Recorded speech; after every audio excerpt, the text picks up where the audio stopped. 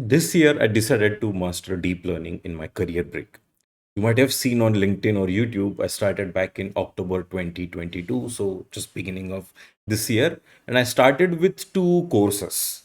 And I thought they will be done quite quickly, but the journey was actually quite difficult. And the challenges in the journey were not because of the complexity of the subject. Neither were they because I didn't have any relevant expertise in the domain.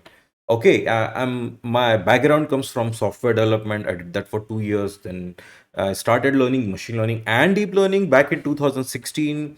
And whether it was delivering trainings, then I did similar trainings related to data domain at Google. So when I started learning deep learning in 2023, and with my corporate experience, with my experience of software development, and even I'm not that bad at maths, I thought the learning of this topic would be easier, but it wasn't. I spent a lot of efforts, more than 10 hours per day, but the difficulty lies at places where you would not expect them to be. The first challenge I faced was bias of my background of programming. The first biggest bias was, knowing programming will help me understand deep learning a lot better. So it's not that deep learning doesn't have programming. Okay, it does, but it is not as much as people coming from programming background think.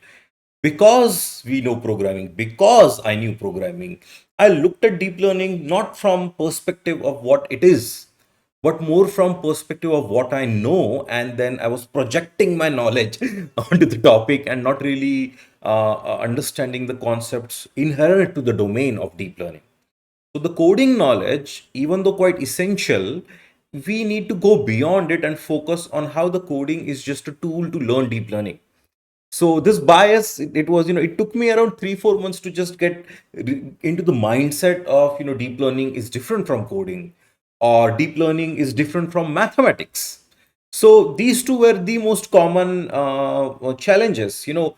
In the beginning, when people were teaching it from perspective of maths, I was like, oh, this is too much maths, this is going too much into theory.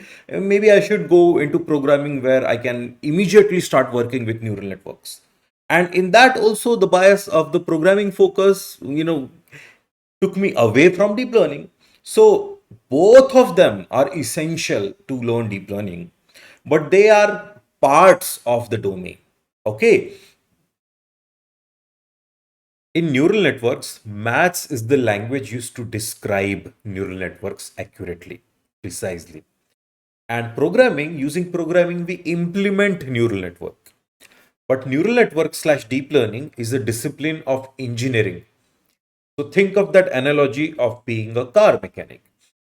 Here we are a car engineer wherein we are just tweaking the network, making it more complex until we get the performance we want.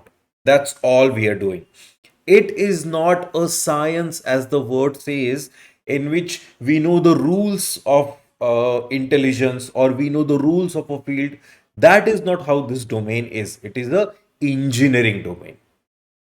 So after that bias, the next problem was following the most common learning paths.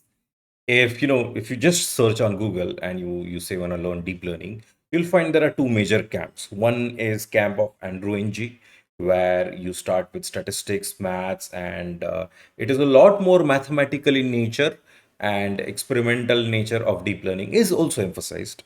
And the other end, which is skill first, programming first, we solve problems immediately, and through that we iteratively learn deep learning. That is the camp of Jeremy Howard and fast AI course or machine learning mastery course.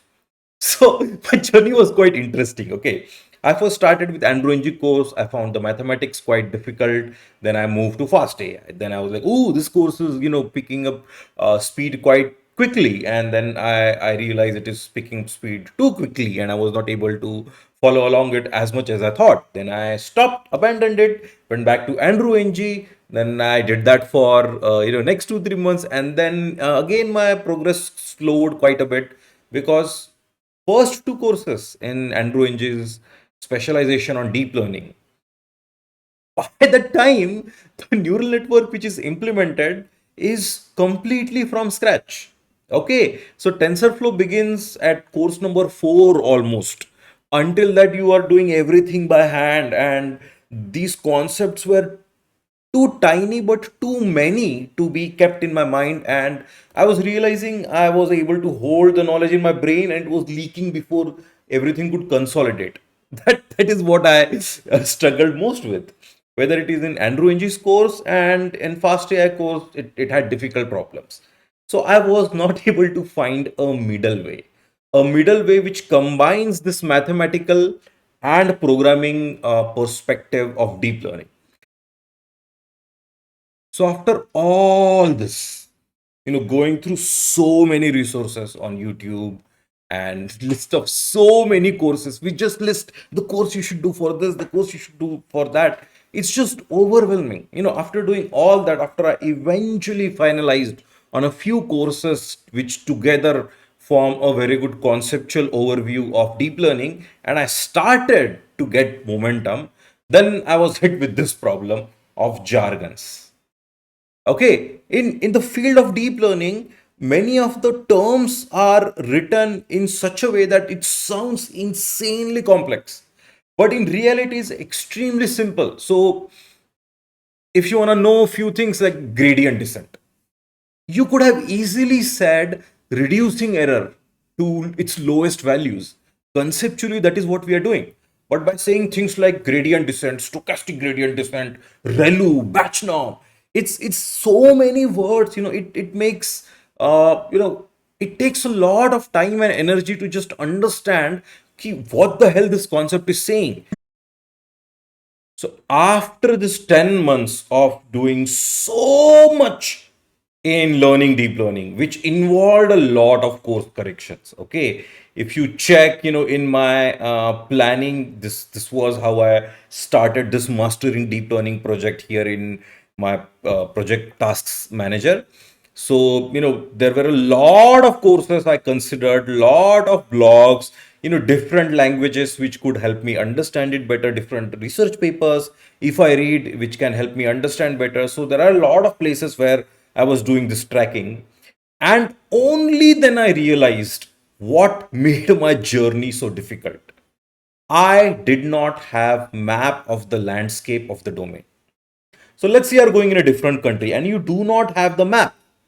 So if you want to go somewhere, of course you're not going to take a lot of wrong paths and course correct, and you need to ask people. And if you can't understand what other people are saying, then you have to invent everything. You have to yourself walk that path, and over time, after a lot of efforts, you will reach where you want to reach. But if we simply get the landscape in the beginning, we can course correct a lot faster. So it took me around, I made a mistake in my approach. It took me a month or two to find solutions which can get me going forward.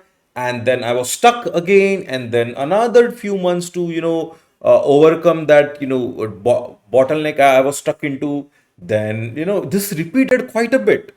So by getting to know the landscape of the domain, we can intelligently manage our own learning. So this is my most important point, which I learned from this journey. So these were the challenges I faced in my journey of learning deep learning. And during this journey, I've developed a map slash landscape of deep learning. So, I use it to course correct my training. I'll be making my next video on that.